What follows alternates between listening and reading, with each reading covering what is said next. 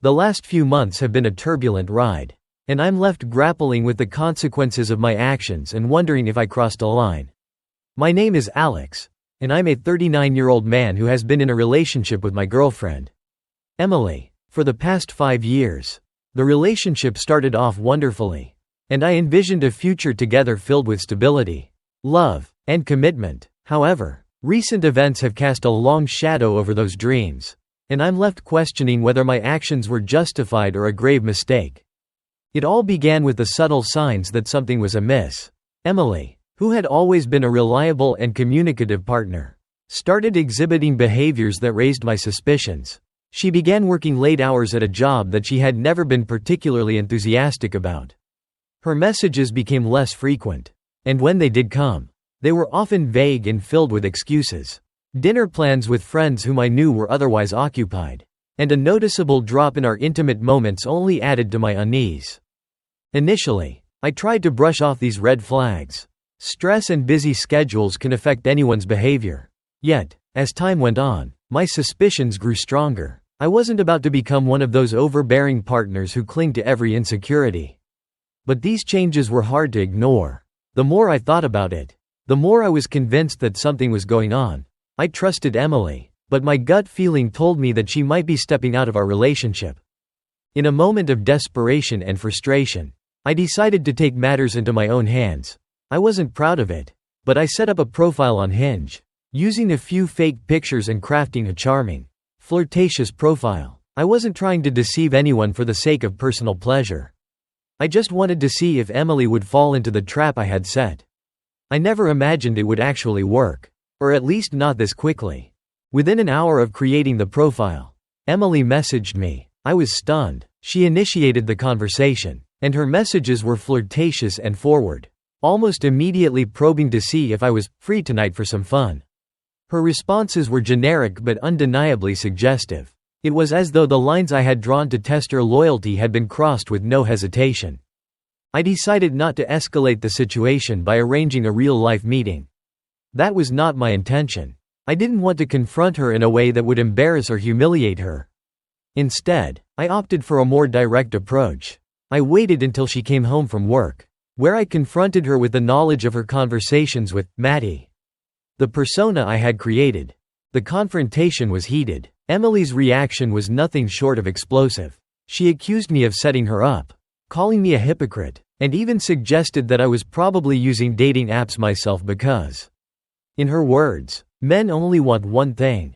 It was a chaotic moment filled with anger and hurt, and it was clear that the trust between us had been irrevocably damaged. Since then, the emotional fallout has been intense. It's been a week, and I'm struggling with my feelings. On one hand, I feel justified in exposing what I suspected all along. On the other, I'm plagued by guilt and self-doubt. My actions, while aimed at uncovering the truth, have led to a breach of trust that may be irreparable. I question whether my approach was the right one or if I should have addressed my concerns differently. Emily and I are now at a crossroads. The relationship that once felt so secure now feels like a fragile structure on the verge of collapse. I've been reflecting on our time together, the love we shared, and the future we envisioned. The emotional turmoil of these past weeks has left me feeling disoriented and disillusioned. I am struggling to reconcile the person I thought Emily was with the person revealed by this situation. My friends and family have offered mixed reactions. Some understand my frustration and believe that my actions, though drastic, were driven by genuine concerns. Others criticize me for my lack of trust and for resorting to deception as a means of uncovering the truth. It's a difficult position to be in, as I grapple with my own emotions and the opinions of those around me. Looking back, I realize that there might have been other ways to address my concerns. I could have had a more open and honest conversation with Emily, expressing my feelings and suspicions directly. Perhaps seeking couples counseling or finding a more constructive way to address our issues might have been better paths to take. Instead, I opted for a strategy that involved deceit and manipulation, which ultimately led to a painful and contentious confrontation. In the aftermath, I've had to come to terms with the fact that my actions have consequences. The trust between Emily and me has been shattered, and rebuilding it will be a monumental task, if it is even possible. I've also had to face the reality that my approach may have been flawed and that my desire to uncover the truth might have come at too high a cost. As I move forward, I'm left with the difficult task of reflecting on the future of our relationship. I need to consider whether the damage is repairable and if there is still a chance for us to rebuild what was lost. The experience has taught me valuable lessons about trust, communication, and the importance of handling conflicts with integrity. I've come to realize that the way we address issues in our relationships can have lasting effects. While my intentions were to seek the truth, the methods I used have created a situation that is far more complicated than I anticipated. It's a sobering reminder that in matters of the heart, honesty and transparency should be the cornerstones of any relationship, and that shortcuts and deceit can lead to unforeseen consequences. In the end, I'm left with the challenge of navigating the fallout from my actions and finding a path forward. Whether it leads to reconciliation or closure, it's a difficult and emotional journey, but one that I must undertake with the hope of finding clarity and resolution. Over the past few months, my life has taken a series of unexpected turns, and I find myself grappling with a situation that has challenged my patience and principles. My name is Emily, and I am a 39-year-old woman who has been engaged to my fiancé, Jason, for the past 6 months. We have been together for 3 years, living together and building a life that seemed, for a while, to be on a steady course. But lately, everything has been thrown into disarray, primarily because of Jason's brother, Chuck. Chuck is 38 years old and is, to put it mildly, a mess. From the outset, I had my reservations about him. He's deeply immersed in conspiracy theories, tends to latch onto the coattails of those around him, and has a string of exes who have had equally tumultuous experiences with him. His pattern is as predictable as it is damaging. He showers his partners with love-bombing tactics, gains access to their lives and belongings, then cheats, gets caught, and ends up being dumped. It's a cycle that has repeated itself with almost monotonous regularity. Initially, I tried to maintain a cordial but distant relationship with Chuck, hoping to avoid conflict while supporting Jason's family ties. However, it became increasingly difficult as Chuck's behavior grew more disrespectful and invasive. When I learned that one of his exes had reached a point of such distress that she nearly harmed herself, and Chuck's reaction seemed to be more about his own ego than her well-being, I was deeply disturbed. Chuck's jokes, which had once seemed like minor annoyances, began to cross boundaries and become personal attacks. It became clear to me that he was not just disrespectful but fundamentally problematic. Despite my efforts to distance myself, the situation worsened when Chuck started a relationship with Emma earlier this year. Emma seemed to be well off and, from what I gathered, generously let Chuck use her car. The relationship, however, quickly deteriorated. Emma eventually broke up with Chuck while he was out of town and demanded the return of her car. When Chuck continued to delay, Emma reported the car as stolen. Although they briefly reconciled, the relationship ended abruptly. Chuck, who had already lost his job and home due to the fallout, found himself in a dire situation. One evening, Jason and I were called to pick Chuck up from a train station. He arrived with all his belongings stuffed into trash bags, looking disheveled and defeated. It was clear that he was in a bad spot. But as always, the situation was a result of his own poor choices. He had been caught cheating again, lost his job, and was locked out of Emma's house. Despite my reservations, I agreed to let Chuck stay with us temporarily because it was late and he had nowhere else to go. My willingness to help was based on the understanding that it would be a temporary arrangement. And I made it explicitly clear that I would not tolerate him living with us permanently. Chuck moved in with a close friend, but it wasn't long before he was asked to leave. That's when Jason began to push harder, insisting that I give his brother another chance.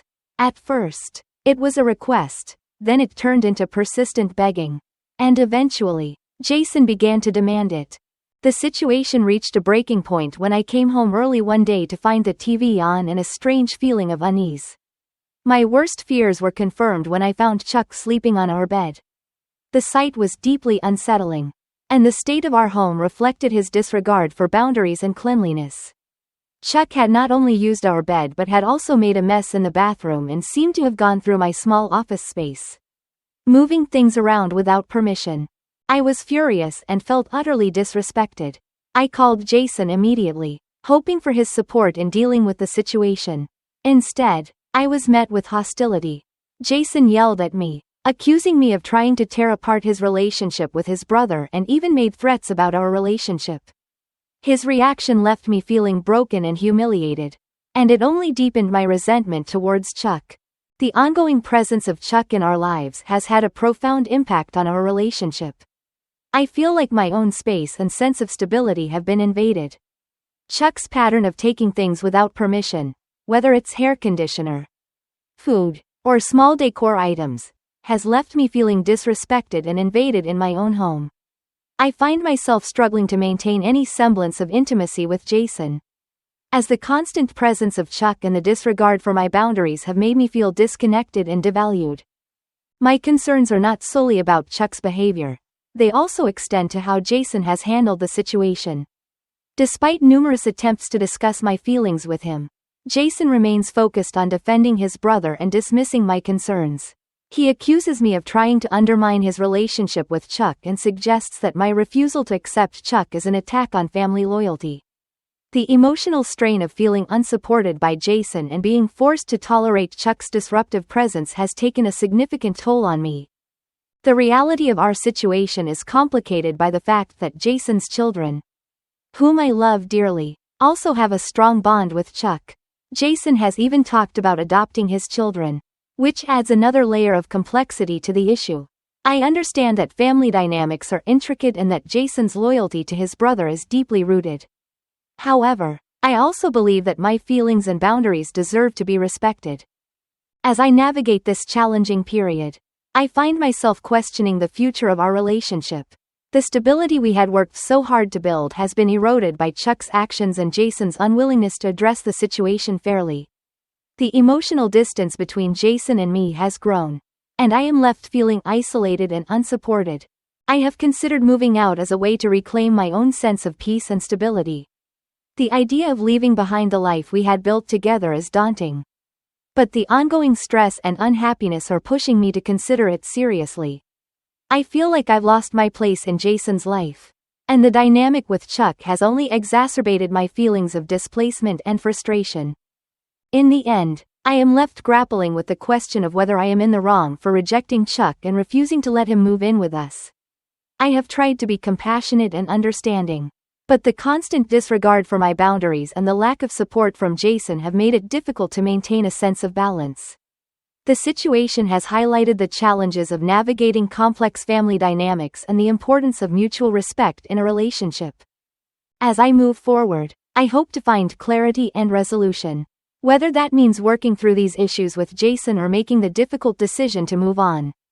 I am determined to find a path that respects my own needs and well-being.